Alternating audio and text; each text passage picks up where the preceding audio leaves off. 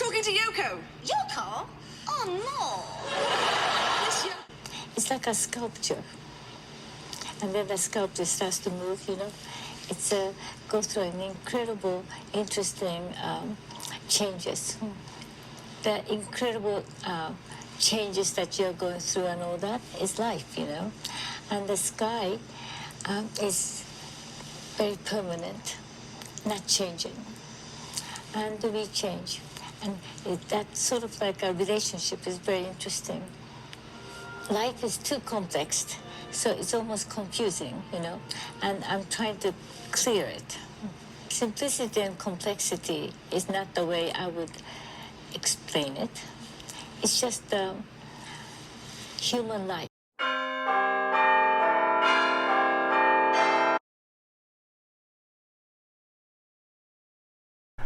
Hello everybody, welcome back to my channel. Thank you for stopping by. I'm Henry Haight. I am a multidisciplinary artist, and if you don't know, today is about a museum visit to the Tate Modern for one of my favorite artists, Yoko Ono, Music of the Mind. Yoko Ono can divide people into two camps, those who love her work and those who loathe her for apparently breaking up the Beatles or the music that she puts out.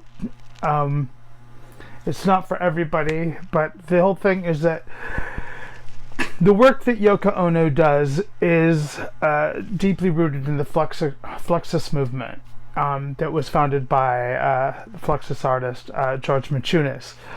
That came into a prominence in the early 1960s, and during that time Yoko Ono was starting to establish herself in the art scene.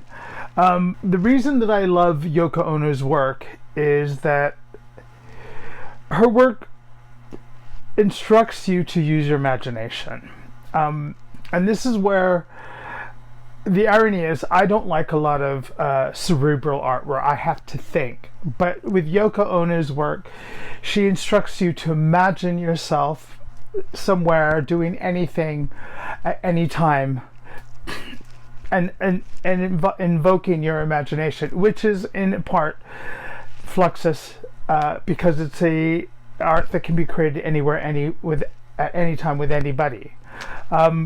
You know, close your eyes, scream at the sky, imagine yourself in a place cold, and the list goes on and on. Yoko Ono does have some very thought-provoking pieces, and because of her Japanese American or Japanese heritage, it's very minimalist, white, clean, you know, and the whole thing is that one of my favorite pieces is Glass Keys to the Heavens, and unfortunately that wasn't on display at the Tate Modern, which is the largest retrospective of Yoko Ono's work in all of Europe.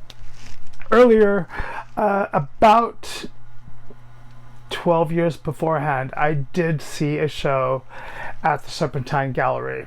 Don't correct, but I did see it at the Serpentine Gallery. It was a much smaller show in Hyde Park, and her work is thought-provoking. It's very anti-war. You know, she was the first artist to use social media by televisions, inviting the press in for a bed-in to anti-war statement with John Lennon, where she would do world peace, hair peace, war is over if you want it. And I think a lot of the things that the bad angle from the anti-Yoko Ono people don't actually understand, to me, in my opinion, that Yoko Ono was actually a muse to John Lennon. And looking at the work at the Tate Modern, a lot of her pieces were imagine this, imagine that, and allowing the viewer to virtually take their mind somewhere else. And, you know, to the standard Joe Blow, he could just go, oh, it's just a bunch of papers on the wall. However, you know, if you read what she's trying to do, she does take you, in fact, somewhere else. And a lot of her work is interactive, which is part of the that started the performance art movements, that Fluxus went against the established institutions of what they believed the value of art was. That art and life started to blur, that you couldn't distinguish between the two, and that the work itself was indefinable and very multidisciplinary. And that's what Yoko Ono is. She is a multidisciplinary artist. She does sculptures, she does film, she does music.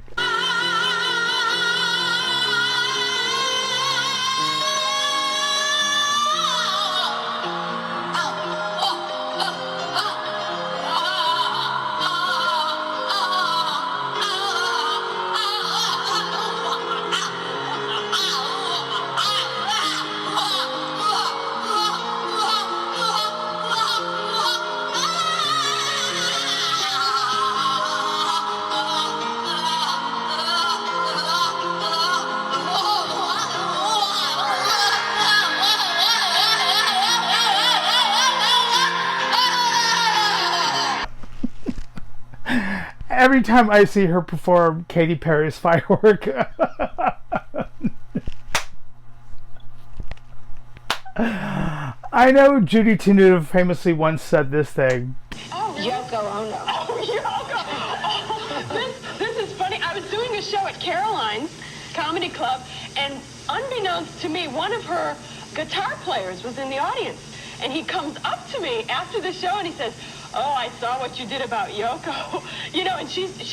What do you do? Well, I just say this little thing like, Yoko, I'm sorry, but when this broad sings, I mean, why doesn't she just run a rake across the chalkboard? I'm sorry, if that guy aimed a little to the left, he would have been a hero.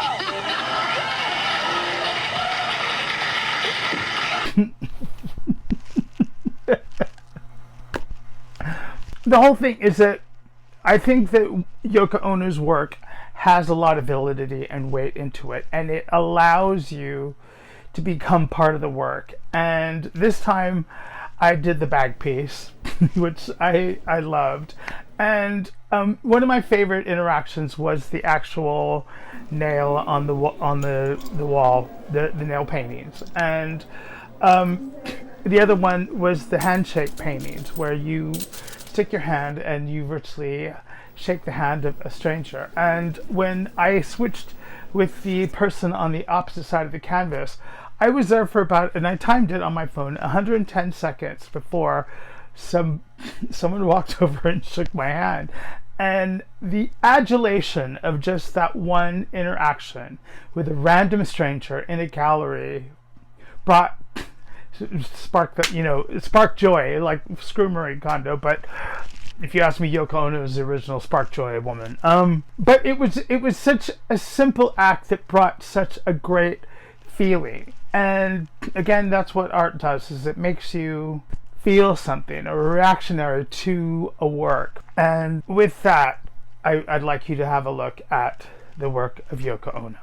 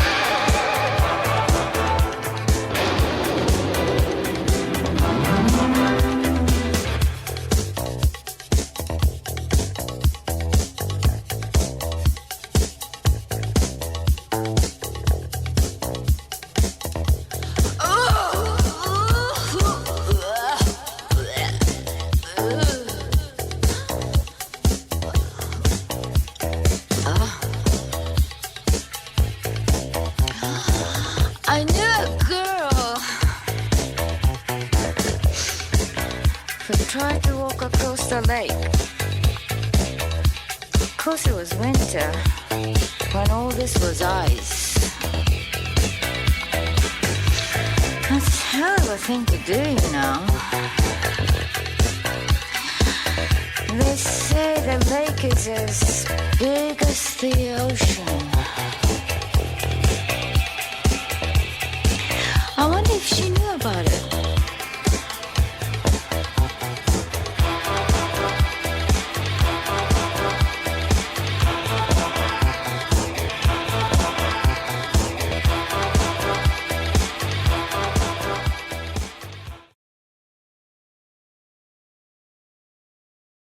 The graffiti room was impressive because, again, it was an interactive space to where you could draw, write anything, a sailboat, to where you felt enveloped in a sea of words. And seeing the actual other museum, visitors virtually interacting, and seeing the play that was like we could write anywhere in this one particular room, I think brings us back to an innocence that we all carry, and that was a joy to see, just in the faces and expressions of other people. That, you know, tagging walls is supposed to be, you know, for delinquents and stuff, and you know, this is the main principle of Yoko Ono's work, is to bring us to something that brings us a joy and allow us to engage with our imagination to make a work as one. So that concludes my video, my art vlog for the Tate Modern Yoko Ono Music of the Mind exhibit. I thank you for visiting and spending your time with me, and please don't forget to hit that like and subscribe button and hit the bell for any notifications. Help the algorithm out and give me a push to kind of get this channel going. I'm really appreciative of the people that are coming to see the channel here and spending time with me in whatever dog and pony thing I have coming up. So again, thank you for your time. Keep creating, look after yourselves, and take care.